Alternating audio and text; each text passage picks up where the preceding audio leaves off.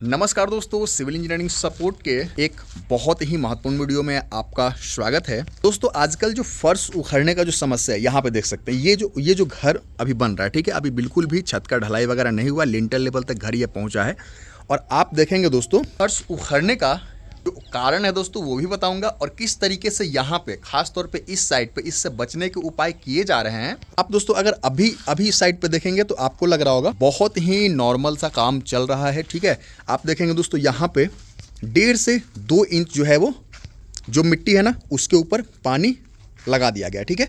सभी रूम में, सभी पार्टीशन में आप इसी तरीके का काम जो है वो देखेंगे। दोस्तों इसके क्या फायदे हैं, इसको करने का सही तरीका क्या है, साथ साथ फर्श उखड़ने से इसका क्या रिलेशन है, आपको बस 2 मिनट के वीडियो में बताने वाला हूँ। जैसे कि सबसे पहले मिट्टी भरने का जो तरीका है उस पर भी डिपेंड करता है कि हमारा जो फर्श है वो कितना लॉन्ग लास्टिंग करने वाला है, ठीक है।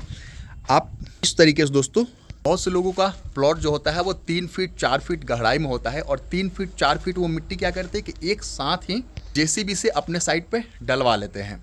फिर दोस्तों उसके ऊपर पानी तो लगाते हैं, लेकिन 3 फीट 4 फीट जो मिट्टी है दोस्तों अगर एक साथ अपने फ्लोर पे डाल दीजिएगा ना तो वो मिट्टी दोस्तों नेचुरली बहुत धीरे धीरे जो है वो सेटल डाउन होती है, ठीक है। और आजकल लोगों के पास उतना समय होता नहीं है कि लोग वेट करें तो आपका मिट्टी है वो नेचुरली जो है वो सेटल डाउन हो।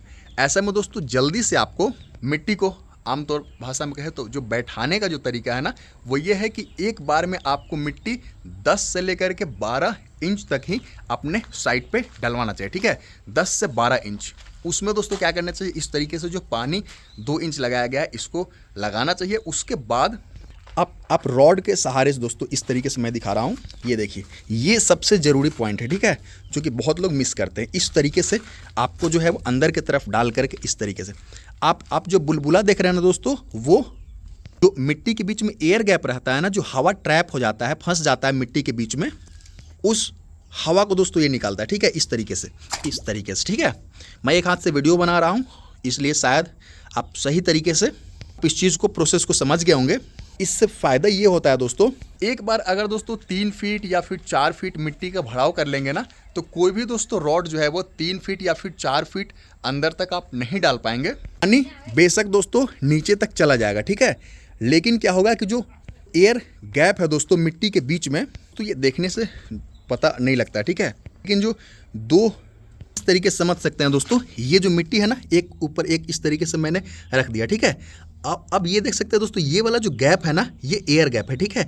इसको सही तरीके से अगर फिल नहीं करेंगे, कुछ दिन के बाद क्या होगा दोस्तों कि मिट्टी क्या होता है कि नीचे से नमी खींचता है, ठीक है। और जैसे जैसे नमी खींचेगा ना, आप दोस्तों एग्जाम्पल के लिए मैं बता रहा हूँ, ये आप एक दोस्तों इस तरीके से ये जो मिट्टी है ना, इसको सूखा हुआ मिट्टी है उसमें दोस्तों अगर पानी डालेंगे ना तो ये देखेंगे धीरे धीरे अपना आकार को छोटा कर लेता है, ठीक है। और सेम काम दोस्तों आपके घर में डाले हुए मिट्टी के साथ भी होता है, वो धीरे धीरे बैठता है। गैप में चूंकि दोस्तों हवा रहता है तो हवा बाहर की तरफ निकलता है, और ऐसे में दोस्तों आप जब भी पीसीसी करेंगे ना तो आपको पीसीसी के नीचे दोस्तों चूंकि जो मिट्टी है वो नीचे जा चुका है, ठीक है, और ये ढलाई अपने जगह पर रहेगा।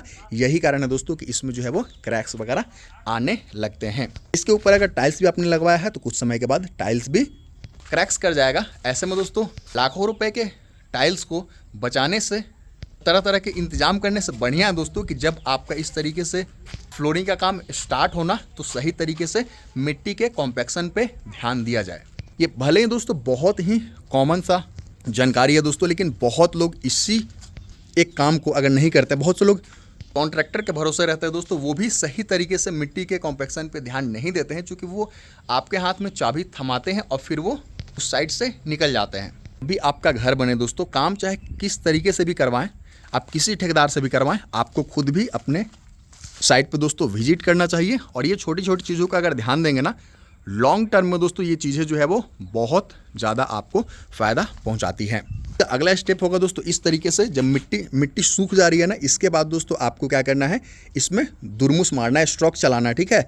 और उसके बाद में अगर ज़रूरत हो तो फिर 10 इंच का जो अगला मिट्टी का लॉट है उसको डालेंगे, फिर पानी देंगे, ठीक है। इस तरीके से लॉट डाल करके एयर बाहर निकालेंगे, फिर दोस्तों सब सूख जाए तो फिर अगला लॉट। इस तरीके से एक बार मिट्टी को डंप ना करके 10-10 इंच के लॉट में दोस्तों, या फिर 1 फीट मैक्सिमम आपको एक बार में मिट्टी का भराव करना है। इस तरीके से आप करेंगे तो पूरे जीवन जो है वो क्रैक्स वगैरह का सामना आपको नहीं करना होगा।